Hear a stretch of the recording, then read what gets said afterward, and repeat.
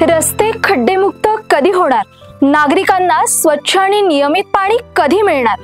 पहिल्यांदाच महापालिकेचा बहुमान मिळालेली आपली इचलकरंजी येणाऱ्या निवडणुकांचं स्वागत हे असं करणार? प्रश्न खूप आहेत, याची उत्तर शोधावी लागणार। गेल्या 4 वर्षापासून रखडलेल्या नगर परिषद, नगरपंचायत आणि महापालिकांच्या निवडणुकांचं बिगुल आता वाजू लागलेलं आहे। या मधल्या काळात दुर्मिळ असणारे लोकप्रतिनिधी आणि इच्छुक उमेदवारांचे चेहरे आता गल्लीबोळात दिसू लागलेले आहेत। पण या काळात त्यांनी नागरिकांचे प्रश्न, जनतेच्या समस्या सोडवण्याचा प्रयत्न केलाय काय?